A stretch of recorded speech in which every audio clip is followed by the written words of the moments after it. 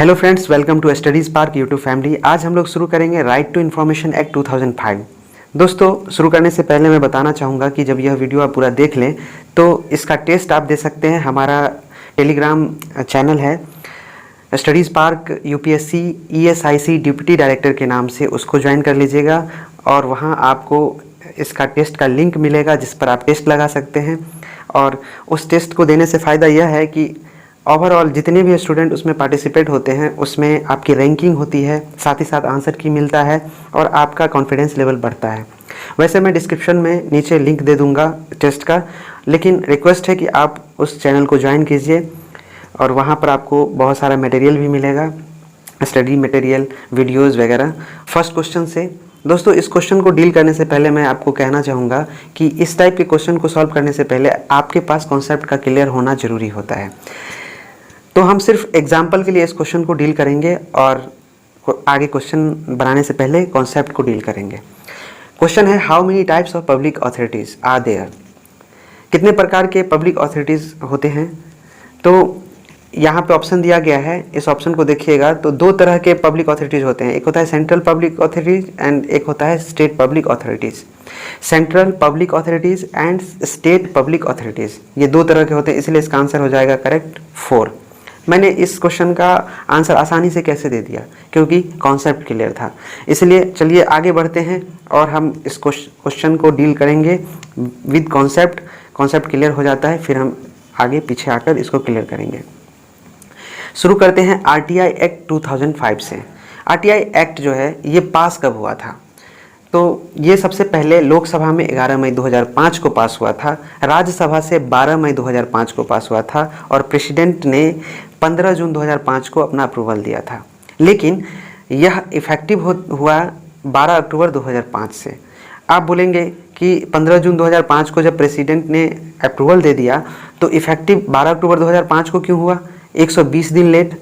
तो इसके पीछे दोस्तों एक कहानी है। कहानी यह है कि यह act RTI act 2005 Congress government की सबसे बड़ी अचीवमेंट मानी जाती है। तब हुआ यह था कि RTI एक्ट बना था जिसमें पब्लिक डोमेन में इंफॉर्मेशन को देना था पब्लिक को।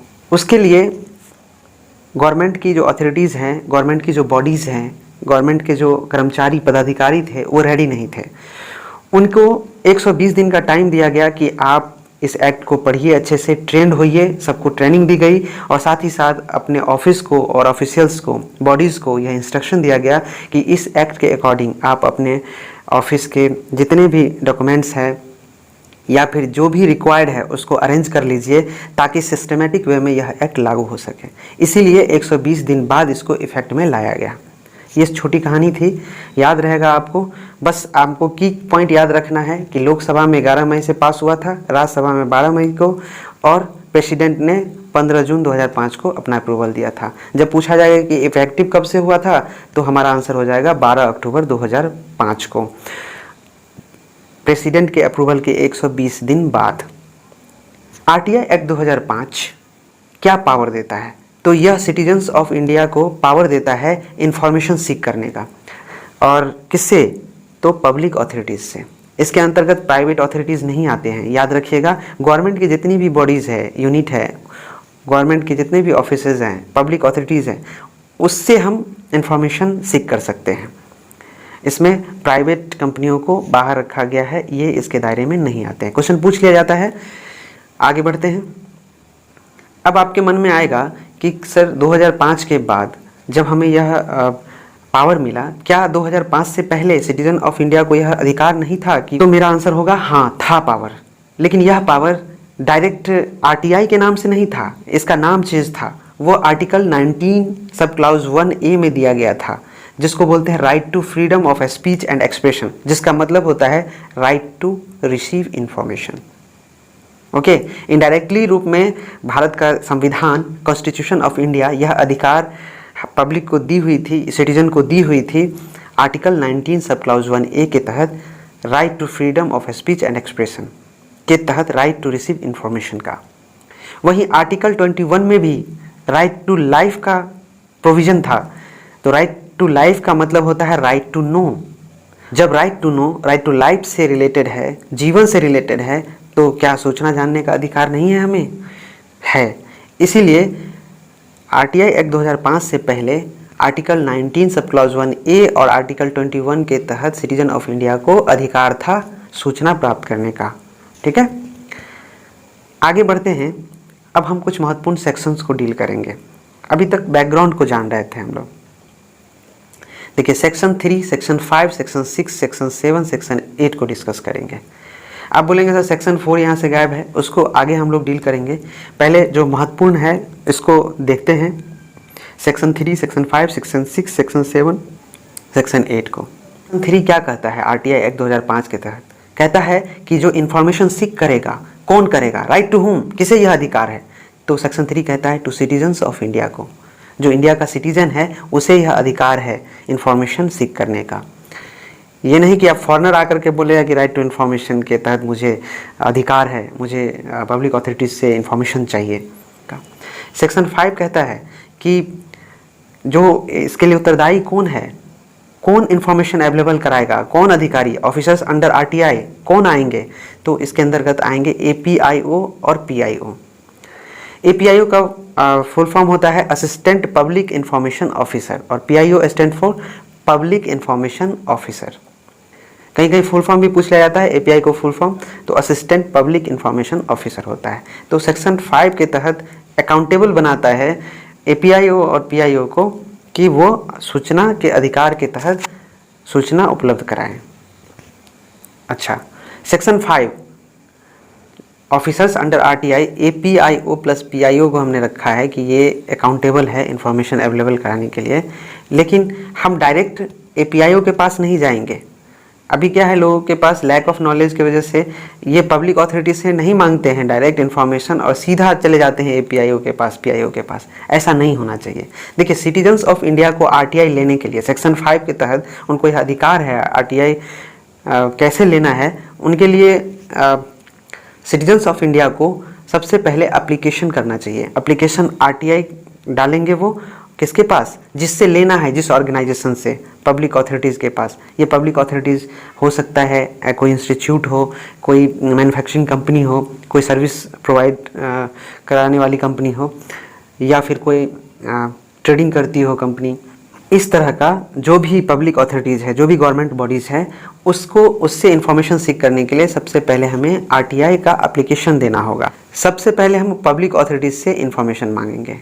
जब पब्लिक अथॉरिटीज़ मना कर देगा इन्फॉर्मेशन देने के लिए, मानिए मैं यूपीएससी कमीशन में गया और यूपीएससी को अपने रिजल्ट के बारे में अपना मार्क्स या कॉपी का डिमांड किया कि मुझे दिया जाए, तो उन्होंने मना कर दिया। यूपीएससी बोला कि नहीं जी, मैं नहीं दूंगा आपको।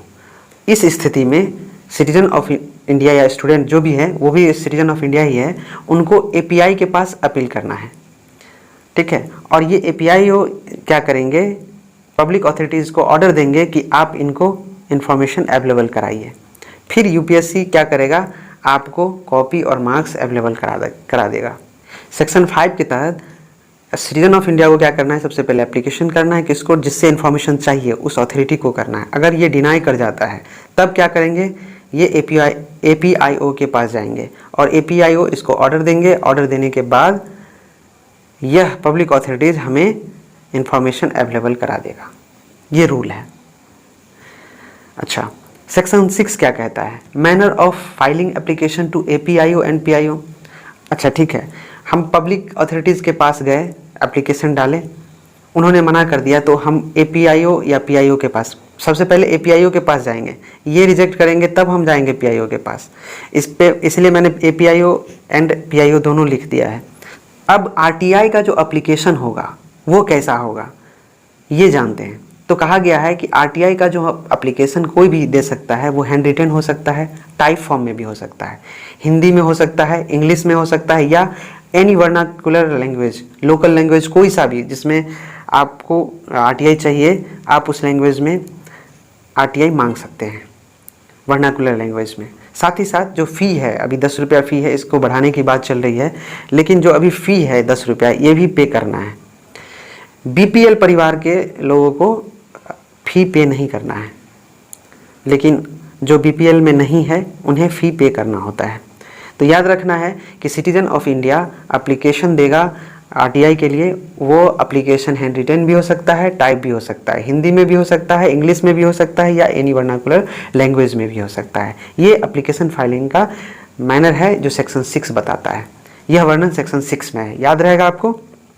अभी तक हमने आपको बताया सेक्शन 3, सेक्शन 5 और सेक्शन 6। आप कमेंट बॉक्स में बताइए सेक्शन 3 के तहत आरटीआई क्या अधिकार देता है। आगे बढ़ते हैं, आरटीआई एक्ट 2005 सेक्शन 7 को डील करते हैं। सेक्शन 7 कहता है डिस्पोजल ऑफ रिक्वेस्ट। अच्छा, हमने एप्लीकेशन फाइल कर लिया पब्लिक अथॉरिटीज़ को, पब्लिक अथॉरिटीज़ ने मना कर दिया इन्फॉर्मेशन देने से, फिर मैं गया एपीआईओ के पास, एपीआई को एप्लीकेशन दिया, तो यह जो एप्लीकेशन हमारा गया है एपीआईओ के पास, ये कितने दिनों में डिस्पोजल होगा। तो सेक्शन 7 कहता है आरटीआई एक्ट 2005 का कि एपीआईओ 35 डेज लेगा आपके इंफॉर्मेशन को डिस्पोजल करने के लिए, आपको इंफॉर्मेशन अवेलेबल करा देगा 35 डेज के अंतर्गत। मानिए यह 35 डेज के अंतर्गत आपको इंफॉर्मेशन नहीं अवेलेबल कराता है, ठीक है, तब आप क्या करेंगे, पीआईओ के पास फाइल करेंगे और पीआईओ क्या करेगा, आपको 30 दिनों के अंतर्गत अवेलेबल कराएगा। पीआईओ को 30 दिन का टाइम दिया गया है इंफॉर्मेशन अवेलेबल कराने के लिए सेक्शन 7 के तहत। सेक्शन 7 कहता है कि अगर किसी भी व्यक्ति के लाइफ रिलेटेड इंफॉर्मेशन चाहिए, लाइफ से जुड़ी हुई कोई सूचना चाहिए, तो उसके लिए आपको 48 घंटे में इंफॉर्मेशन अवेलेबल करा दिया जाएगा, क्योंकि यह किसी के व्यक्ति के जीवन से संबंधित है। और चौथा है third party other than citizen of India. अगर थर्ड पार्टी कोई जाता है और यह इंफॉर्मेशन लेना चाहता है तो उसको 40 डेज़ में मिल जाएगा, उसका जो इंफॉर्मेशन रिक्वेस्ट है वो डिस्पोजल हो जाएगा 40 डेज़ में। थर्ड पार्टी कहने का मतलब ये हुआ कि मैं डायरेक्ट नहीं हूँ, ठीक है। अगर मानिए 35 डेज़ में एपीआईओ आपको इन्फॉर्मेशन अवेलेबल नहीं करा पाते हैं, 30 डेज़ में पीआईओ नहीं करा पाते हैं, 48 आवर में यहाँ अवेलेबल नहीं होता है या फिर इनको नहीं मिलता है 40 डेज़ में इंफॉर्मेशन, रिजेक्ट अगर किया जाता है एप्लीकेशन को, तो सेक्शन 7 कहता है कि आप रीज़न बताइए क्यों रिजेक्ट किया गया एप्लीकेशन को। ओके, तो सेक्शन 7 में यह भी वर्णन है कि कैसे आपको इंफॉर्मेशन अवेलेबल कराया जाएगा, कैसे आपको आपका एप्लीकेशन डिस्पोज किया जाएगा। ये प्रोसेस बताया गया कि सबसे पहले आप एपीआईओ के पास जाएंगे, फिर पीआईओ के पास जाएंगे। अगर लाइफ रिलेटेड आपका इन्फॉर्मेशन चाहिए तो 48 आवर लगेगा, अगर थर्ड पार्टी इन्फॉर्मेशन है तो 40 डेज लगेगा। अगर एप्लीकेशन रिजेक्ट हो गया है तो इसका रीज़न दिया जाएगा।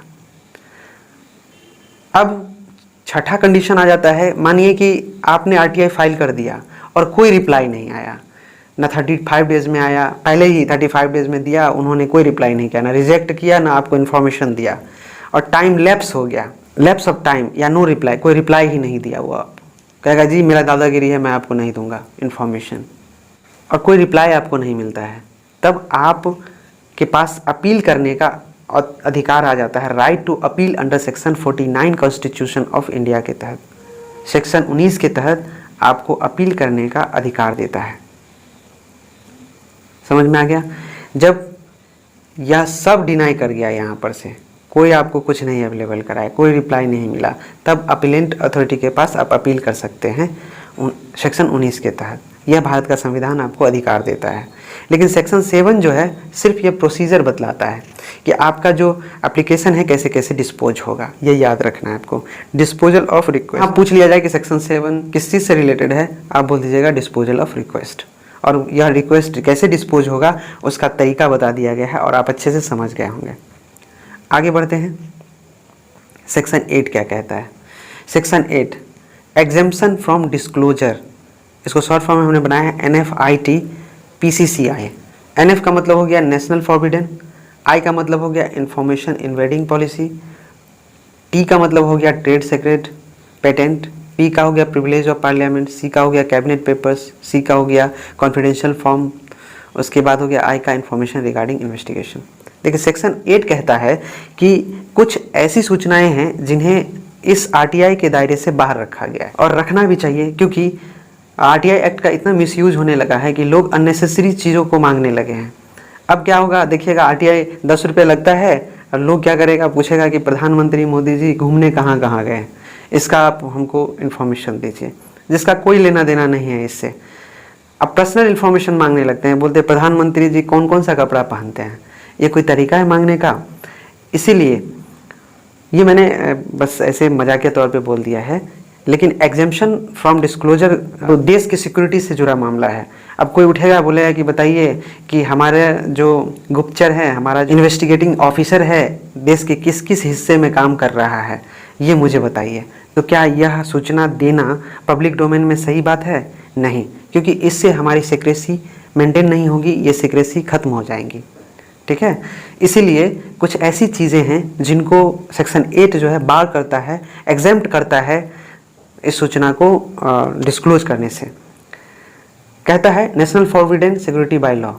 पहले ही मैंने बता दिया कि किसी देश में हमारा इन्वेस्टिगेटिंग ऑफिसर है और हम सूचना के तहत मांग लेते हैं आरटीआई के तहत कि बता दीजिए कि वो कहाँ कहाँ काम कर रहे हैं, कि देश के किस किस हिस्से में काम कर रहे हैं, किस प्रोजेक्ट पर काम कर रहे हैं, किस मिशन पे काम कर रहे हैं।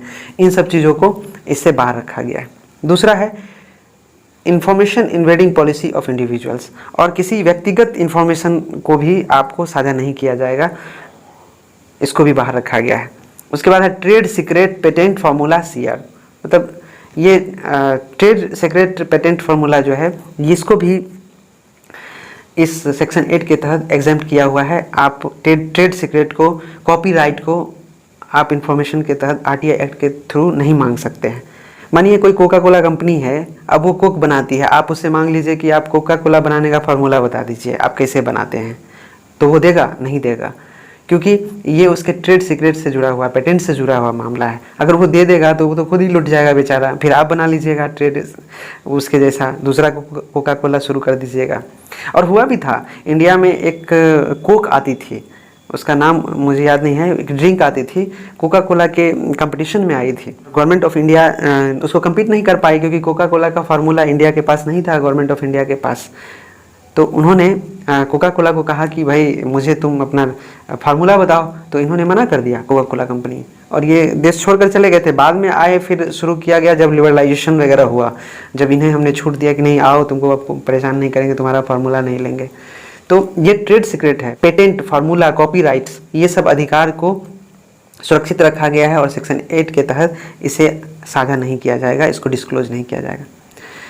साथ ही साथ प्रिविलेज ऑफ पार्लियामेंट, पार्लियामेंट का जो प्रिविलेज है उसको भी इससे बाहर रखा गया है सेक्शन 8 के तहत। कैबिनेट पेपर्स, अब कैबिनेट पेपर्स जैसे बहुत सारी देश से जुड़ी हुई बहुत सारे योजनाएं हैं, बहुत सारा सीक्रेट है, बहुत सारा पेपर्स होता है, आपको वो नहीं दिया जाएगा, क्योंकि वो एक हिस्सा है हमारे देश का, हमारे प्लान का, हमारे कंट्रीज के सिक्योरिटी से, हमारे डेवलपमेंट से जुड़ा हुआ चीज़ है, तो इसको भी उससे बाहर रखा गया है। साथ ही कॉन्फिडेंशियल फ्रॉम फॉरेन गवर्नमेंट, इसको भी सेक्शन 8 के तहत बाहर रखा गया है। अब ये होता क्या है, देखिए कुछ चीज़ें हैं, अब मानिए मैंने राफाल खरीदा गवर्नमेंट से, या फिर हमारे साथ टाई अप हुआ इंडिया में, इसरो के साथ गवर्नमेंट ने कहा, फॉरेन गवर्नमेंट ने कहा कि मैं कुछ रिसर्च करूंगा, उसका कुछ फार्मूला वो शेयर करता है, और साथ ही साथ वो इस शर्त पे शेयर करता है कि आपको जो मैंने फार्मूला दिया है इसे आप किसी से साझा नहीं करेंगे, आप किसी को ये नहीं बतलाएंगे, तब इंडियन गवर्नमेंट फॉरेन गवर्नमेंट का कोई भी फार्मूला, कोई भी पेपर जो कॉन्फिडेंशियल है वो शेयर नहीं करेगा, वो डिस्क्लोज नहीं करेगा। ओके, नेक्स्ट है इंफॉर्मेशन रिगार्डिंग इन्वेस्टिगेशन, इसको भी इन्वेस्टिगेशन से रिलेटेड भी प्रोविज़न को सेक्शन 8 के तहत एग्जेम्प्ट किया हुआ है, डिस्क्लोजर नहीं है, कोई भी इंफॉर्मेशन यहाँ डिस्क्लोज नहीं किया जाएगा। अब बोलेंगे सर इंफॉर्मेशन रिगार्डिंग इन्वेस्टिगेशन क्या है, तो यहाँ पर मैं बताना चाहूँगा, इसका एग्जाम्पल है जैसे इनकम टैक्स ऑफिसर देखते हैं, आप रेड मारता है तो उनको भी कोई सूचना देता है कि इसके यहाँ ये इस तरह का इतना अवेलेबल है, अमाउंट इतना मनी है, इतना जेवर जेवरात है, किसी के इन्फॉर्मेशन के थ्रू अगर वो चले गए, आपके यहाँ रेड कर दिया, तो आप कितना भी रिक्वेस्ट करेंगे कि आपको किसने बताया कि मेरे यहाँ ये है, इतना सब कुछ है, आप बता दीजिए, वो नहीं बताएगा, क्योंकि सेक्शन 8 के तहत आपको नहीं दिया जाएगा। आई होप कि आप अच्छे से समझ गए होंगे। हमने अब तक पढ़ लिया सेक्शन 3, 5, 6, 7, 8, और आपको अच्छे से याद हो गया होगा सेक्शन 3 क्या कहता है, सेक्शन 5 क्या कहता है, सेक्शन 6 क्या कहता है, सेक्शन 7 क्या कहता है और सेक्शन 8 क्या कहता है। अब हम लोग चर्चा करेंगे सेक्शन 19, सेक्शन 20, 23, 26 के बारे में। जानते हैं सेक्शन 19 क्या कहता है। सेक्शन 19 अपील का प्रावधान करता है। सेक्शन 19 के थ्रू हम अपील में जा सकते हैं। मैंने बताया था ना कि वहाँ पे जब आपको एपीआईओ पीआईओ ये सब इन्फॉर्मेशन देने से मना कर दिया गया, टाइम लैप्स कर गया, आपको कोई रिप्लाई नहीं दिया, दादागिरी दिखाया, तब आप क्या करेंगे, अपील में जाएंगे। तो आपको समझ में नहीं आया होगा कि अपील में अब हम कहाँ जाएंगे। अधिकार तो है ना, सेक्शन 19 के द्वारा अधिकार मिल गया है अपील में जाने का, लेकिन कहाँ जाएं वो यहाँ पर बताया गया है कि कैसे हम अपील करेंगे सेक्शन 19 के थ्रू। ओके, अब यहाँ पे 20 है, सेक्शन 20 बताता है पेनल्टी ऑन एपीआईओ एंड पीआईओ। आप अपील में गए, अगर वो गिल्टी पाया गया तो क्या पेनल्टी होगा और पेनल्टी का प्रोसीजर क्या होगा, ये सेक्शन 20 में बताया गया है। सेक्शन 23 कहता है no jurisdiction to lower court. Lower court का जुरिडिक्शन नहीं होता है। अगर आपको कोई इन्फॉर्मेशन नहीं दिया गया है तो आप सिविल कोर्ट में जाकर केस नहीं कर दीजिएगा इस अधिकारी के खिलाफ, क्योंकि लोअर कोर्ट जो होता है उसके जुरिडिक्शन में एपीआईओ एंड पीआईओ नहीं आते हैं। इसके लिए आपको अपील करने के लिए आप कमिश्नर रैंक के पदाधिकारी के पास करना होगा। आप लोअर कोर्ट में नहीं कर सकते हैं, इसका कोई जुरिडिक्शन नहीं है। अगर जुरिडिक्शन होगा भी तो हाई कोर्ट होगा, सुप्रीम कोर्ट होगा। सिविल कोर्ट को इससे बाहर रखा गया है सेक्शन 23 के द्वारा। Section 26 rule of central government and state government, ये बताया गया है आरटीआई एक्ट 2005 में कि आरटीआई एक्ट में इसको इम्प्लीमेंट कराने के लिए गवर्नमेंट का रूल क्या होगा, गवर्नमेंट इसको कैसे इम्प्लीमेंट कराएगी, गवर्नमेंट क्या योगदान देगी आरटीआई एक्ट को पूरी तरह से इम्प्लीमेंट कराने के लिए, इसके अवेयरनेस के लिए पब्लिक को क्या क्या फैसिलिटी अवेलेबल कराएंगी, सिटीजन्स ऑफ इंडिया को क्या क्या मुहैया कराया जाएगा, क्या क्या सुविधाएं दी जाएंगी, ये सब है। तो चलिए विस्तार से हम लोग इसको चर्चा करते हैं सेक्शन 19 को। सेक्शन 19 कहता है पर्सन है वो आरटीआई दिया एपीआईओ को, एपीआईओ क्या करता है कि आपके एप्लीकेशन का कोई रिप्लाई नहीं दिया या रिजेक्ट कर दिया बिना रीज़न का। अगर बिना रीज़न का रिजेक्ट कर दिया तो आप पीआईओ के पास जाएंगे, पीआईओ को देंगे, इसके बाद अपने इन्फॉर्मेशन के बारे में सूचना और मांगेंगे कि हमने इन्फॉर्मेशन मांगा था, मुझे इन्फॉर्मेशन नहीं दिया गया, कृपया आप मुहैया करा दीजिए। मानिए कि 35 डेज इसका लिमिटेशन है कि इस 35 डेज़ के अंतर्गत इनको रिप्लाई देना है आपके एप्लीकेशन का, और इन्होंने कोई रिप्लाई नहीं दिया, तब भी आप चले जा सकते हैं पीआईओ के पास। अब पीआईओ क्या करेंगे, आपको 30 डेज़ में मुहैया कराएंगे। क्या मुहैया कराएंगे, इन्फॉर्मेशन, आपके जो आपका डिमांड है, आपको जो रिक्वायर्ड है इन्फॉर्मेशन, वो आपको अवेलेबल कराएंगे 30 डेज़ में। मानिए कि आप 30 डेज़ में नहीं गए वहाँ पर, है ना, तो आपको 15 दिन और एक्स्ट्रा दिया जाएगा। किस लिए, आप मानिए कि आपका तबीयत ख़राब हो गया, आप किसी वजह से 30 दिन के अंदर आपको पीआईओ के यहाँ एप्लीकेशन देना था, आप नहीं दे पाए, तो आपको 15 दिन का एक्स्ट्रा टाइम देता है, लेकिन सफिशिएंट काउज के तहत आपको भी बताना पड़ेगा कि 15 दिन लेट आप क्यों आए हैं। तो आप वहाँ पर 30 प्लस 15 डेज़ एक्स्ट्रा आपको टाइम मिलेगा इन्फॉर्मेशन के रिगार्डिंग। मानिए कि पीआईओ के यहाँ भी आपका एप्लीकेशन रिजेक्ट हो गया, कोई रिप्लाई नहीं आया, तब आप क्या कीजिएगा, तब आप 90 डेज़ के अंतर्गत 90 दिन का आपको समय मिलता है कि इस 90 दिन के अंदर आप इन्फॉर्मेशन कमिश्नर के यहाँ अपील कर सकते हैं। 90 डेज़ के बाद भी आपको एक्स्ट्रा टाइम मिलेगा। कितना मिलेगा यहाँ पर कोई वर्णन नहीं किया गया है। आरटीआई एक्ट 2005 के अंतर्गत आपको 90 डेज़ के बाद कभी भी आप जा सकते हैं, लेकिन आपको सफिशिएंट काउज बताना पड़ेगा। सफिशिएंट काउज बताएंगे आप, 90 डेज़ के बाद भी जाएंगे तो आपको इन्फॉर्मेशन कमिश्नर ये सूचना आपको अवेलेबल करा देंगे। समझ में आ गया होगा 19। अब 20 के बारे में समझते हैं। सेक्शन 20 पेनल्टी ऑन एपीआईओ और पीआईओ। एपीआईओ और पीआईओ पर पेनल्टी कब और कितना लगता है, व्हेन एंड हाउ मच, है ना, ये समझते हैं। देखिए पेनल्टी कब लगेगा, व्हेन, जब एप्लीकेशन नॉन एक्सेप्टेंस, मानिए आपने एप्लीकेशन दिया और उसने एक्सेप्टेंस करने से, आप लेने से मना कर दिया, उन्होंने कहा जी मेरा दादागिरी है, मैं नहीं लूँगा, जाओ तुमको जो करना है कर लेना। या एप्लीकेशन ले लिया लेकिन वो मिसलीडिंग इन्फॉर्मेशन दिया, आपको रॉन्ग इन्फॉर्मेशन दे दिया, या फिर जो आपने इन्फॉर्मेशन मांगा है उसका पूरा इन्फॉर्मेशन ना देकर इनकम्प्लीट, आधा अधूरा इन्फॉर्मेशन दिया है, तब भी आप जा सकते हैं, तब भी पेनल्टी लगेगा इस पर, एपीआईओ पर। तीसरा है एप्लीकेशन रिजेक्टेड विदाउट रीजन। कोई रीज़न नहीं दिया, आपने एप्लीकेशन दिया, आपका एप्लीकेशन बिना बिना रीज़न के रिजेक्ट कर दिया, तब भी जो है इन पर पेनाल्टी लग जाएगा, APIO या PIO पर। या फिर चौथा रीज़न है obstruct of flow of information, destroy info. मतलब किसी भी, खुद तो इन्फॉर्मेशन देता नहीं है, अगर कोई दूसरा इन्फॉर्मेशन दे रहा है उसको भी मना कर रहा हो इन्फॉर्मेशन देने के लिए, अगर दीवार की तरह खड़ा हो रहा हो, उसको मना कर रहा हो कि तुम इन्फॉर्मेशन नहीं दोगे। दूसरा डिस्ट्रॉय ऑफ इन्फॉर्मेशन, अगर कोई इन्फॉर्मेशन है, आपने मांग लिया फ्लॉपी में कुछ इन्फॉर्मेशन है जो आपको चाहिए, और वो आपको फ्लॉपी दिखाता है, कहता है कि अच्छा ये फ्लॉपी चाहिए आपको, लो मैंने इसको तोड़ दिया, तो ये क्या हो गया, डिस्ट्रॉय ऑफ इन्फॉर्मेशन। जब ये कोई इन्फॉर्मेशन रहते हुए भी उसको नष्ट कर दे, बर्बाद कर दे, तोड़ दे, आपको नहीं दे, तो उस पर भी पेनल्टी लगेगा। या फिर कोई इन्फॉर्मेशन दे रहा है, उसको देने से मना करे, धमकाए कि नहीं दो इसको, बड़ी पदाधिकारी है वो, अपने से छोटे वाले को धमका रहा है, तो उस पर भी ये 4 रीज़न बताया गया है जिसके अनुसार पेनल्टी लग सकता है। अच्छा, हाउ मच, कितना लगेगा पेनल्टी? तो कहा गया है RTI एक्ट 2005 के तहत कि 250 रुपया पर डे या मैक्सिमम 25,000, है ना, 250 rupees per day to the maximum of 25,000 and maximum of 100 days.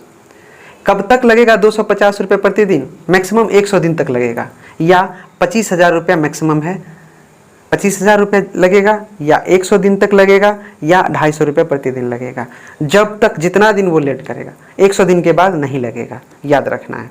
Only for 100 days maximum, ये मैक्सिमम है। 10 दिन में ही आपको वो दे दिया सब कुछ, तो 10 दिन का ही पेनल्टी लगेगा उस पर। तो यहाँ पे आई होप कि आपको सेक्शन 20 कंप्लीट हो गया होगा। सेक्शन 20 में पेनल्टी है, ये याद करके रख लीजिएगा, आपको याद ही हो गया होगा। बढ़ते हैं आगे, RTI एक्ट 2005 का सेक्शन 26, और ये हमारा लास्ट सेक्शन है जिसमें रोल ऑफ गवर्नमेंट पढ़ेंगे हम, कि RTI एक्ट जो है इसको इम्प्लीमेंट कराने के लिए, इसको लागू कराने के लिए गवर्नमेंट का क्या रोल होना चाहिए।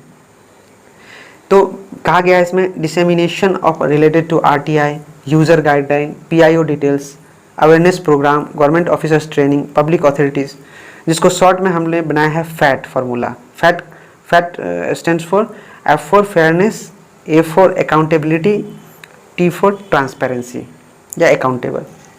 देखिए, गवर्नमेंट का काम है फैट, RTI एक्ट को फैट करना, मोटा करना, इतना याद रखिएगा, ये ट्रिक है। वैसे देखते हैं, गवर्नमेंट RTI एक्ट को इम्प्लीमेंट कराने के लिए बहुत सारा प्रोग्राम भी कराती है, जगह जगह पे देखिए अब एडवर्टाइजमेंट कराती है, पोस्टर लगे होते हैं, बैनर लगे होते हैं, TV पे ऐड आते हैं। आप अगर इसके वेबसाइट पे चले जाइएगा तो RTI एक्ट का गाइडलाइन दिया हुआ है, PIO का डिटेल दिया गया हुआ है। अगर मानिए दिल्ली में आपको कोई इन्फॉर्मेशन चाहिए और आप यूपी में हैं और आपके दिल्ली के PIO या APIO का नंबर नहीं है, उसका डिटेल नहीं है, आप गूगल पर जाइए, वहाँ टाइप कीजिए, आपको पूरे दिल्ली के डिपार्टमेंट वाइज PIO का detail, contact number, email ID सब अवेलेबल हो जाएगा। ये गवर्नमेंट का रोल है। गवर्नमेंट चाहती है कि ज़्यादा से ज़्यादा तक लोगों की कनेक्टिविटी बढ़े, RTI को जाने, वो अवेयरनेस प्रोग्राम कराती है गवर्नमेंट, ताकि लोग जागरूक हों, जाने अपने अधिकार को और वो इन्फॉर्मेशन प्राप्त करें पब्लिक अथॉरिटी से। गवर्नमेंट ऑफिसर्स को ट्रेनिंग देते हैं कि आपको कैसे इम्प्लीमेंट करना है, इसको कैसे इन्फॉर्मेशन अवेलेबल कराना है। पब्लिक अथॉरिटीज़ को भी इंस्ट्रक्ट किया हुआ है कि आप इस RTI एक्ट को ज़्यादा से ज़्यादा लोगों तक पहुँचाएँ, ज़्यादा से ज़्यादा लोगों को अवेयर करें, ज़्यादा से ज़्यादा इस पर काम करें और इसको बहुत स्मूथली, ईजिली अवेलेबल कराएं। ये है गवर्नमेंट का रोल। लेकिन सबसे बड़ा, सब पढ़ने के बाद ऑब्जेक्टिव यही आता है कि इस एक्ट का मेन उद्देश्य है कि सूचना एकदम फेयरनेस तरीके से अवेलेबल कराया जाए और उत्तरदायी बनाया जाए। इसमें लोग पब्लिक अथॉरिटीज़ को, ऑफिसर्स को, PIO को, APIO को, जो भी कंसर्निंग अथॉरिटीज़ हैं, सबको अकाउंटेबल बनाया जाए। साथ ही साथ ट्रांसपेरेंसी लाया जाए इस एक्ट के द्वारा। फ्रेंड्स, यहाँ पे हमारा सेशन ख़त्म हो जाता है RTI एक्ट 2005 का। मिलते हैं पार्ट 2 में, वहाँ पे लगभग 10 से 15 वीडियो आएंगे और RTI एक्ट पूरा का पूरा हम लोग कवर करेंगे। मुझे लगता है कि आपको अच्छा लगा होगा। और सेक्शन हमने पढ़े हैं अभी तक 1, 3, 5, 6, 7, 8, 19, 20, 23 एंड 26, ये छूट गया है, 26 तक हमने पढ़ लिया और आपको टिप्स पे याद हो गया होगा। तो आप हमें सेक्शन 3 मैंने पूछा था और आप मुझे सेक्शन 23 के बारे में बता दीजिए कमेंट बॉक्स में लिख करके, तब मुझे पता चलेगा कि आपको आता है। तो वीडियो काफ़ी लंबा हो गया है, थैंक यू। अगर आप हमारे चैनल पर नए हैं तो प्लीज़ सब्सक्राइब कर लीजिए। अगर आपको यह वीडियो अच्छा लगा है तो लाइक करें, दोस्तों के बीच शेयर करें और खूब मन से पढ़ाई करें। आपका ये SIC में सिलेक्शन हो, ये हमारी दुआ है। बाय।